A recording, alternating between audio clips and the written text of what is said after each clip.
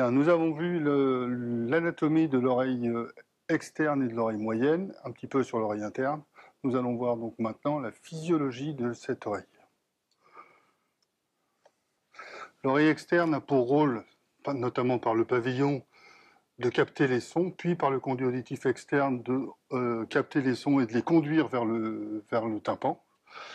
D'autre part, le pavillon protège donc le conduit auditif externe des corps étrangers. Dans ce conduit auditif externe, il y a du cérumen et des poils qui interdisent eux aussi l'entrée des corps étrangers. Malgré tout, il peut se produire parfois une obstruction, qu'on retrouve ici par du cérumen en trop grande quantité, qui peut venir boucher ce conduit auditif externe. Ce qui peut poser des problèmes de barotraumatisme, notamment. C'est pour ça qu'on conseille de ne pas utiliser le coton-tige et qu'on propose aussi, pour éviter les surinfections au niveau de ce conduit auditif, de nettoyer l'oreille à l'eau douce en sortie de plongée, notamment avec une petite seringue comme c'est indiqué sur le schéma. L'oreille donc sert à entendre, à capter les sons et à les diriger et à les faire comprendre par le cerveau. On transforme donc les ondes sonores, qui sont représentées ici comme une onde, qui sont transmises par le tympan et sont ensuite transformées en mouvements mécaniques par la chaîne des osselets et ici par l'étrier qui vont être transmis au liquide de l'oreille interne.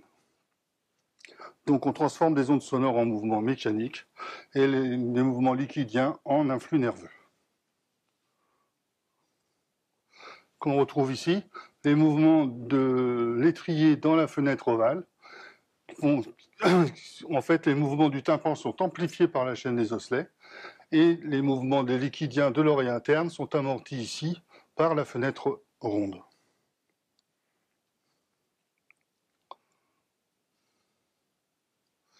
Il existe des atteintes barotraumatiques, c'est-à-dire liées aux variations de pression trop brutales dans l'oreille moyenne.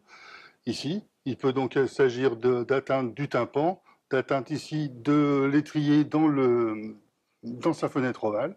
Il peut s'agir d'atteinte de l'oreille interne par des barotraumatismes, soit en direct par l'étrier dans la fenêtre ovale, soit transmis par la chaîne des osselets. Ainsi, et on voit bien ici que l'étrier peut lui-même se bloquer dans la fenêtre ovale. Les mouvements des liquides, on a dit qu'ils étaient donc provoqués d'une part par les mouvements de la tête au niveau des canaux semi-circulaires et par les mouvements de l'étrier dans la fenêtre ovale au niveau du vestibule et donc transmis à la cochlée. Ce sont ces mouvements-là qui vont aller stimuler des cellules nerveuses et en fonction de leur localisation, au niveau du vestibule, elles vont venir stimuler et fabriquer des influx nerveux qui vont être responsables du maintien de l'équilibre. Et au niveau de la cochlée, elles vont stimuler des cellules nerveuses qui vont être responsables de l'audition.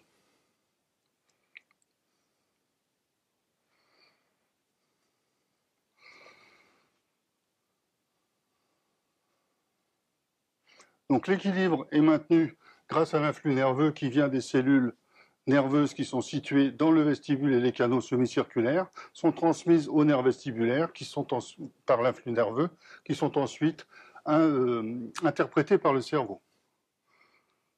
C'est ce qui permet un maintien automatique et même inconscient de cet équilibre. Les nerfs auditifs et vestibulaires se réunissent à la sortie de l'oreille interne pour aller rejoindre le cerveau. On a comme type d'accidents qui peuvent survenir sur l'oreille interne des accidents de décompression. En cas de lésion vestibulaire, il peut y avoir une compensation possible par le vestibule opposé. Et puis, on a souvent des troubles de l'équilibration par asymétrie des réactions, soit des variations de pression dans l'oreille moyenne transmises à l'oreille interne, des pressions qui peuvent être transitoires, temporaires, ce qu'on retrouve dans le vertige alternobarique.